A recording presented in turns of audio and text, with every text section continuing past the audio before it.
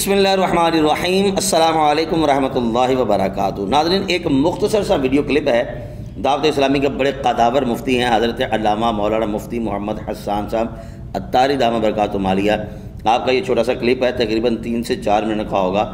دعوت اسلامی کے کتنے قداور مفتی ہیں یہ جاننے والے جانتے ہیں، پہچاننے والے پہچانتے ہیں، اور ان کی علمی قابلیت و صلاحیت کو ماننے والے مانتے بھی ہیں۔ قبلہ مفتی حسان عطاری صاحب نے مختصر وقت میں اتنی شاندار گفتگو کی ہے، اتنی جاندار گفتگو کی ہے، بہت کچھ مجھے اور آپ کو آج سیکھنے کا موقع مل رہا ہے۔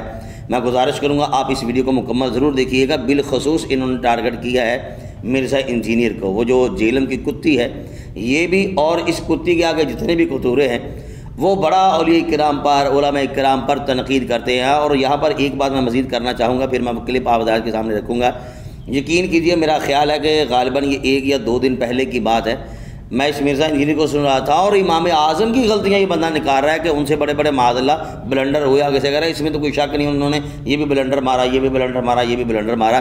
اب یہاں سے اندازہ لگا لیں زادی کوڑ کے لیے چھتیریاں نو جبے، یعنی کہ امت کا 80% جو حصہ ہے وہ امام اعظم کو سلام کر رہا ہے، مان رہا ہے، مقلد ہے۔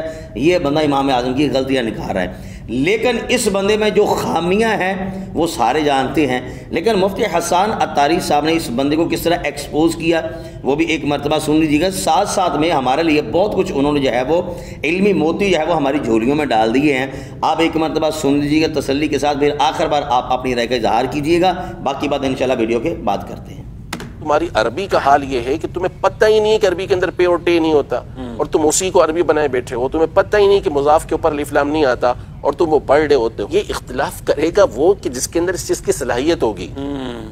اب نرسری والا کہے کہ مجھے جو ہے وہ ڈائریکٹ MBBS ڈاکٹر سے اختلاف ہے، یا مجھے جو ہے وہ PhD والے سے اختلاف ہے، تو اس کو کہا جائے گا کہ بیٹا پہلے پڑھ تو لو۔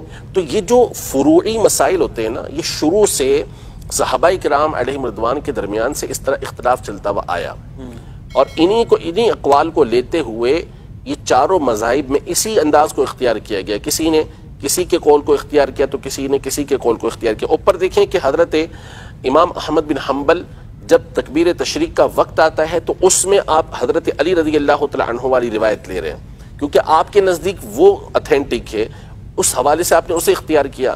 لیکن جب تکبیر تشریق کے الفاظ کیا ہیں، پڑھنا کیا ہے، تو وہ عبداللہ بن مسعود رضی اللہ عنہ کے قول کو لے رہے ہیں۔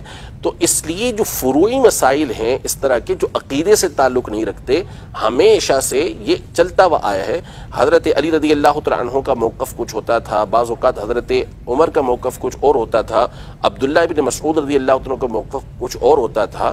تو اس میں کسی کو کوئی وہ نہیں ہوتا تھا، اور یہ حدیثوں سے ثابت ہے اس طرح کا معاملہ۔ ساتھ دوسرے کا جو مد مقابل جو بھی قول ہے کوئی اس کا نہیں ہوتا تھا۔ صحیح بخاری شریف کے اندر یہ حدیث پاک ہے، نبی پاک صلی اللہ علیہ وسلم نے صحابہ کرام علیہ رضوان کو حکم دیا کہ تم بنو قریظہ میں پہنچ کر عصر پڑھنا، عصر بنو قریظہ میں پڑھنا۔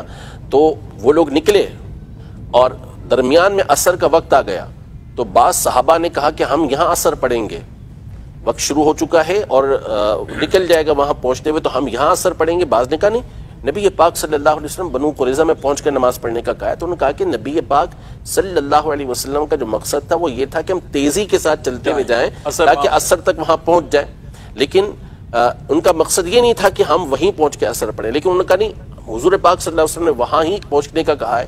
دونوں گروہ ہو گئے، بعض نے یہاں نماز پڑھی، بعض نے وہاں نماز پڑھی۔ آگ کے بعد میں نبی پاک صلی اللہ علیہ وسلم کو خبر دی تو نبی پاک صلی اللہ علیہ وسلم نے کسی پر بھی کوئی سختی نہیں فرمائی، یعنی دونوں کو باقی رکھا اس کو۔ تو یہ سلسلہ ہمیشہ سے چلتا ہوا آیا ہے۔ یہ نیا دور نکلا ہے، جدید دور نکلا ہے، جس میں نعوذ باللہ کسی ایک کے قول کو اختیار کرنے اور کسی ایک حدیث مبارکہ کو اور کئی حدیثوں کو پیش نظر رکھ کے پھر اپنا کوئی قول بیان کرتا ہے، تو اس کو نعوذ باللہ رسول اللہ صلی اللہ علیہ وسلم کی دشمنی کہا جانے لگا، حالانکہ یہ ہمیشہ سے سلسلہ چلتا ہوا ہے۔ ہاں، عقیدے کے اندر یہ ہمیشہ آپس کے اندر اتفاق رہا، وہاں اختلاف نہیں ہوتا تھا۔ باقی جو بھی مجتہد ہوتا ہے جس کے اندر یہ صلاحیت ہوتی ہے، ہم مقلد ہیں۔ ہمارے امام نے جو ان احادیث طیبہ، اقوال صحابہ، قرآن پاک کی نصوص کی روشنی میں قواعد اور ضوابط بیان کر کے جو مسائل بیان کیے، ہم اس کے پیروکار ہیں، ہم نے اسی کو اختیار کرنا ہے۔ لیکن ان ائمہ نے جو کچھ اختیار کیا ہے وہ اسی انداز کے اندر اختیار کیا ہے۔ یہ ایک دوسرے کو کبھی بھی برا بھلا نہیں کہا کرتے تھے، اور یہی ہونا چاہیے، یہی ہونا چاہیے۔ لیکن ظاہر ہے کہ یہ اختلاف کرے گا وہ کہ جس کے اندر اس چیز کی صلاحیت ہوگی۔ اب نرسری والا کہے کہ مجھے جو ہے وہ ڈائریکٹ MBBS ڈاکٹر سے اختلاف ہے، یا مجھے جو ہے وہ PhD والے سے اختلاف ہے، تو اس کو کہا جائے گا کہ بیٹا پہلے پڑھ تو لو، اپنا کام کرو، اپنا پہلے کام کر لو، پرائمری پڑھ لو، پھر اس کے بعد اوپر پڑھتے پڑھتے چلے جانا۔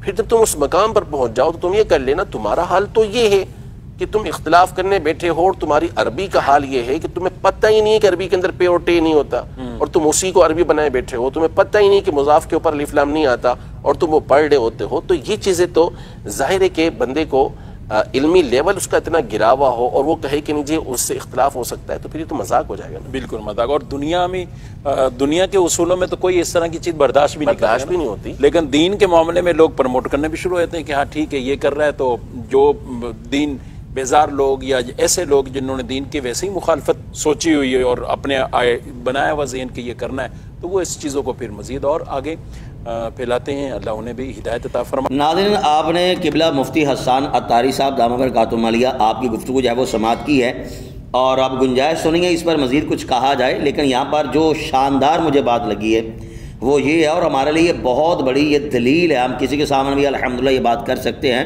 اور ٹھوک بجا کے بات کر سکتے ہیں کہ جتنے بھی اولیاء کرام ہیں، جتنے بھی اللہ تعالیٰ کے مقربین ہیں، اصحاب رسول ہوں، اہل بیت رسول ہوں، آج تک جتنے بھی مسلمان آئے ہیں، یہ جو اختلاف ہوا ہے وہ فروعی مسائل میں اختلاف ہوا ہے، اور فروعات کے بارے میں نبی پاک علیہ السلام نے ارشاد فرمایا ہے کہ یہ میری امت میں رحمت ہوگا۔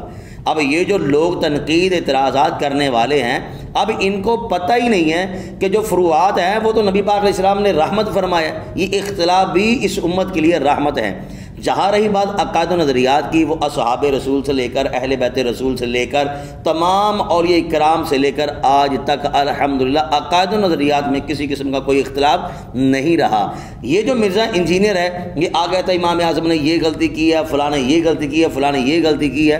اب ان کو اپنا منہ دیکھنا چاہیے کہ جو بڑے بڑے اکابر ہیں، جو مدرسین ہیں، جو محققین ہیں، جو مفسرین ہیں، جو بڑے بڑے مفتیان اکرام ہیں، وہ سر جھکا کے بیٹھے ہوئے ہیں، وہ سر تسلیم خم ہیں۔ ان کی جو علمی قابلیت و صلاحیت ہے اس امت پر، جو انہوں نے بڑے بڑے احسانات کیے ہوئے ہیں، تو ان کو جو ہے وہ سراہ رہے ہیں، لوگ ان کو سلام کر رہے ہیں، ہاتھ باندھے ہوئے پیچھے پیچھے چل رہے ہیں، ان کے مقلد بنے ہوئے، ان کی علمی قابلیت و صلاحیت کو سلام کر رہے ہیں۔ اور یہ بندہ جس کو اوپر سے دیکھ کر قرآن نہیں پڑھنا آتا، جس نے حدیثوں کی کتابوں کو سامنے سجا کر صرف رکھا ہوا ہے، اس کو وہ بھی پڑھنے نہیں آتی، اگر پڑھتا ہے لکھا کچھ ہوتا ہے، پردہ کچھ ہوتا ہے، ترجمہ تفسیر معنی مفہوم جو دل دماغ منہ میں آ رہا ہے وہ کر رہا ہے۔ غلطیاں کس کی نکال رہا ہے؟ امام اعظم کی، یعنی کہ جو بڑے بڑے اکابر ہیں انہوں نے کوئی خامی کوئی غلطی نہیں نکالی۔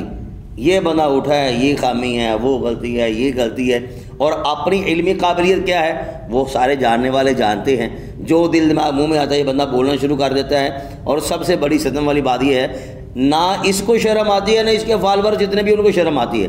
یقین کیجئے مرزا انجینئر اور اس کے جتنے بھی فالورز ہیں، ان کو دیکھ کر مجھے ابو جہل کا زمانہ یاد آ جاتا ہے کہ جنہوں نے نبی پاک علیہ السلام کو بھی دیکھا، آقا کریم علیہ السلام کی سیرت کو دیکھا، نبی پاک علیہ السلام کی صداقت کو دیکھا، حضور کی امانت کو دیکھا، چاند کے 2 حصے دیکھ لیے، معجزات دیکھ لیے، اللہ کی قرآن کی آیات کی تلاوت انہوں نے سن لی، صحابہ رسول جو ہیں وہ انہوں نے کس طرح نبی پاک علیہ السلام پر ایمان لے، یعنی کہ ہر چیز ان کے سامنے تھی، لیکن اس کے باوجود انہوں نے اللہ کے نبی کا کلمہ نہیں پڑھا، اللہ کے نبی کو سچا نہیں جانا۔ مجھے یقین ہو جاتا ہے کہ یقین کرو اگر ایسے ہیں تو اس کا مطلب ویسے بھی تھے۔ یہ ان کی علمی قابلیت و صلاحیت ہے۔ اللہ تعالیٰ ہمیں اس مرزا انجینئر اور اس جیسے جتنے بھی جراثیم ہیں ان سے محفوظ فرمائے، خاتمہ بالخیر فرمائے۔ آپ اپنی رائے کا اظہار کمنٹ باکس میں ضرور کیجیے گا۔ السلام علیکم ورحمۃ اللہ وبرکاتہ۔